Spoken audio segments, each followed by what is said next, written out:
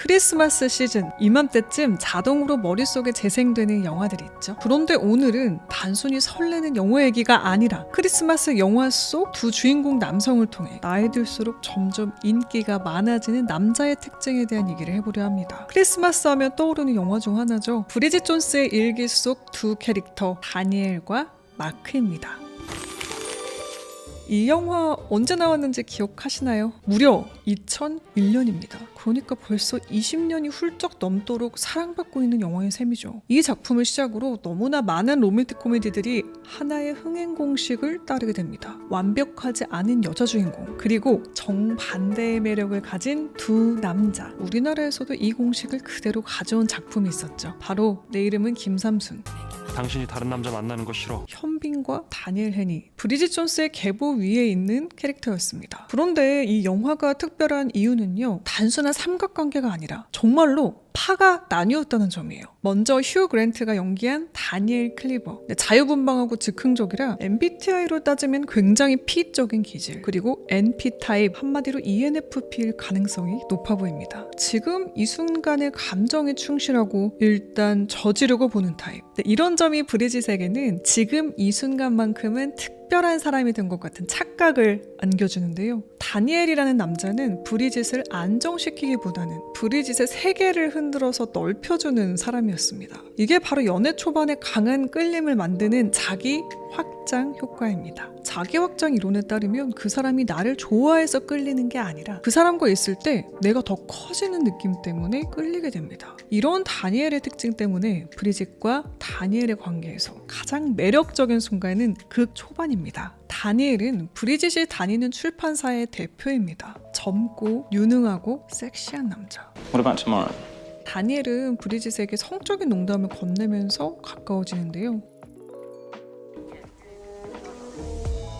선을 넘을 듯 넘지 않고 우리만의 비밀 채팅 같은 유대감을 만들면서 말입니다. 이번엔 콜린 퍼스가 연기한 마크 다시로 넘어가 볼까요? 누가 봐도 MBTI ISTJ의 느낌 아닌가요? 표현에는 서툴고 말수도 적고, 하지만 진심만큼은 묵직한 현실주의자. ISTJ는 세상의 소금이다, 이런 말도 있죠. 게다가 직업마저 인권 변호사입니다. 성격이 어떨지 예측이 되죠. 마크 다시와 브리짓의 관계에서 가장 아름답고 매력적인 순간은 다니엘과는 정반대로 극 후반입니다. 극 초반의 두 사람의 관계는 말 그대로 소위 말하는 현관이죠. Continent spinster who smokes like a chimney, drinks like a fish and dresses like a mother.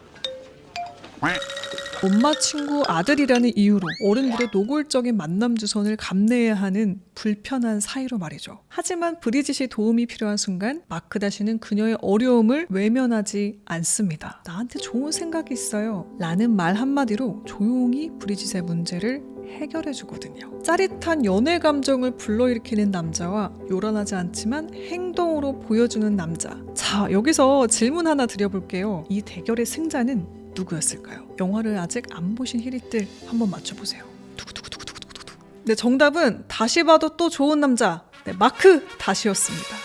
그렇다면 브리짓은 왜 결국 마크 다시를 선택했을까요? 다니엘 클리버는 젊을 땐 매력적이지만 사실 시간이 지날수록 불안한 남자의 전형입니다. 두 사람의 관계가 발전한 뒤 회사에선 어떻게 하죠? 라는 브리짓의 질문에 우리는 책을 만드는 회사에 다니잖아 라는 엉뚱한 대답으로 책임을 회피합니다. 본능에는 충실하고 책임은 회피하는 바람둥이의 특징을 갖고 있는 인물이죠. 자, 그렇다면 한번 짚어볼까요? 우리는 대체 왜 누가 봐도 나쁜 여자, 나쁜 남자에게 끌리게 되는 걸까요? 그가 좋은 사람이어서가 아니라 지금의 나를 가장 빠르게 채워주기 때문입니다. 심리적으로 사람은 불확실하지만 강렬한 자극에 쉽게 중독되거든요. 행동심리학적으로 접근해보자면 간헐적 강화의 구조입니다. 이건 마치 카지노가 사람을 중독시키는 방식과도 같은데요. 보상이 랜덤할수록 집착이 더욱 커지는 원리. 나쁜 남자의 마음을 얻으려 조금만 더 해보자는 심리. 조금은 이해가 가시나요? 반대로 콜린 퍼스가 연기한 마크 다시는 안정감을 주는 사람입니다. 시간이 걸리더라도 정석으로 가는 사람. 그래서 더 신뢰가는 사람이죠. 이 주변을 보면 이렇게 마크 다시처럼 어릴 때는 눈에 띄지 않다가 시간이 지날수록 정말 다시 보이는 인기가 많아지는 남자가 있습니다. 나이가 들수록 더 인기가 많아지는 남자들의 특징을 3가지로 정리해봅니다. 첫 번째, 있는 그대로 상대를 받아들일 줄 아는 남자. 브리짓은 늘 실수합니다. 술에 취하고 말실수하고 할머니 팬티를 입고 길거리로 뛰쳐나가기까지 하죠. 다니엘 클리버였다면 이 상황을 가볍게 웃고 넘기거나 혹은 슬쩍 거리를 뒀을지도 모릅니다. 하지만 마크는 다릅니다. 브리짓의 허술함을 고쳐야 할 문제가 아니라 함께 안고 갈 사람의 일부로 받아들여요. 그래서 그 유명한 대사가 나오죠. And the verbal No, diarrhea. I like you very much. Just as you are. 어릴 땐 나를 바꿔줄 수 있는 사람에게 끌리지만 나이가 들수록 나를 있는 그대로 인정해주는 사람에게 끌립니다. 생각해보면요, 오래가는 관계도 그렇습니다. 친구 관계도 가족도 상대를 자꾸 바꾸고 통제하려고 하는 순간 그 관계는 자연스럽게 오래가기 힘듭니다. 상대를 있는 그대로 봐줄 줄 아는 눈을 가진 성숙한 어른, 누구나 좋아할 수밖에 없겠죠. 두 번째, 감정 기복이 적고 안정적인 남자. 결국 브리짓이 선택한 건 더 설레는 남자도 더 재밌는 남자도 아닙니다. 함께 있어도 삶이 무너지지 않을 사람인데요. 마크다시는 브리짓의 인생을 더 흥미롭게 만들지는 않지만 더 안전하게 만듭니다. 그렇다면 그가 왜 더욱더 안정적으로 느껴지는지 한번 알아보겠습니다. 마크는 감정이 아니라 원칙으로 움직이는 사람입니다. 오해가 생겨도 즉각적인 반응을 하지 않죠. 예를 들면 다니엘이 브리짓에게 마크가 나의 약혼자와 바람을 피웠다 라고 거짓말을 하는데요. 마크는 그걸 알면서도 즉각적으로 해명하거나 오해를 바로잡으려 하지 않습니다. 정말 오해를 풀어야겠다고 느꼈을 때 행동하죠.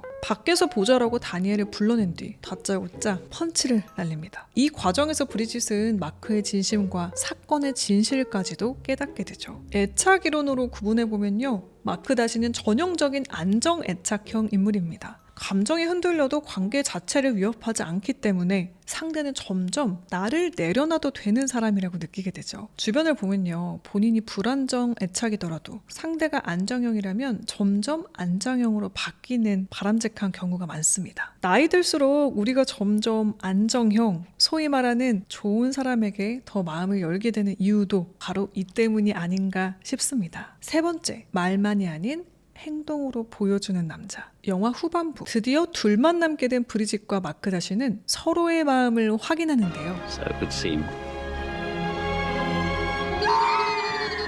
여기서 문제가 발생합니다. 브리짓이 마크에 대해 험담을 늘어놓은 일기장을 마크가 읽게 되는 건데요. 이에 상처받은 마크는 그대로 브리짓의 집을 떠나고 맙니다. 영화가 끝나기 5분 전 상황을 알게 된 브리짓은 미친 듯이 그를 찾아 나서죠.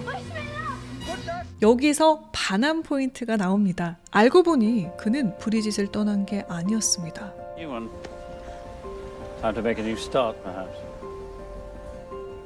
새 일기장을 사러 간 것이었죠. 이전 일을 문제 삼지 않는 대인배적 면모, 불안정한 브리짓의 감정까지도 차분히 이해해줄 수 있는 사람. 말로만 괜찮아라고 하지 않고 행동으로 이제부터 우리 얘기를 새롭게 만들자라고 보여주는 사람. 이 마지막 시퀀스가 마크 다시를 온전히 다 보여주는 장면입니다. 자, 여기까지 매력적인 두 남자의 캐릭터였는데요. 여기서 흥미로운 사실이 하나 더 있습니다. 이 영화가 유독 설득력이 있었던 이유 중 하나가 바로 두 배우의 실제 사생활 이미지 역시 극중의 캐릭터와 꽤 닮아있기 때문입니다. 먼저 휴 그랜트, 90년대와 2000년대 초반 영국 가심란의 단골 주인공이었죠. 그중 가장 유명한 사건은 1995년 LA에서 벌어진 성매매 스캔들이었습니다. 당시에 그는 이미 톱스타였고 왜 저런 선택을 했을까라는 반응과 함께 매력적이지만 사고치는 남자라는 이미지가 굳어졌죠. 이후에도 연애는 늘 화제였고 관계는 자유분방했지만 오래 지속되진 않았습니다. 그래서 다니엘 클리버를 볼 때 관객들이 이렇게 느꼈던 거예요.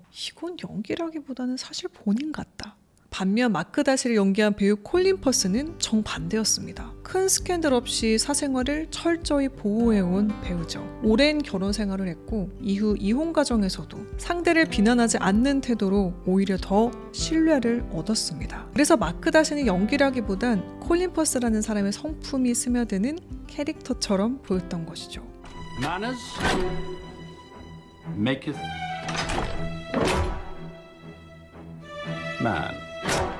영화 킹스맨에서 보여줬던 그 영국 신사적인 모습까지 더해지며 콜린 퍼스는 스크린 밖에서도 안에서도 신사다움이라는 매력을 끝까지 설득력 있게 이어온 배우가 됩니다. 이 현실과 캐릭터의 묘한 겹침이 영화를 더 흥미롭게 만든 이유일지도 모르겠습니다. 오늘 매력 인물 사전에서는 브리짓 존스의 일기 속의 두 남자, 다니엘 클리버와 마크 다시를 함께 알아봤습니다. 설레게 만드는 남자와 곁에 남아주는 남자. 이 영화가 오랫동안 사랑받는 이유는 로맨스 때문이 아니라 어쩌면 시간이 지나도 유효한 선택의 기준을 보여주기 때문일지도 모르겠습니다. 그래서 개인적으로 이 영화는 삼각관계의 승패가 아니라 시간이 검증한 매력의 승리라는 생각이 듭니다. 여러분은 어떤 사람에게 더 끌리시나요? 지금 이 순간을 흔드는 사람일까요? 아니면 실수해도 곁을 지켜줄 사람일까요? 오늘의 매력 인물 사전 여기까지입니다. 내년에도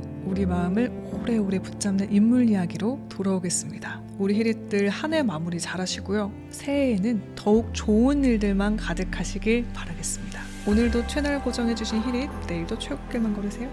안녕. 뿅.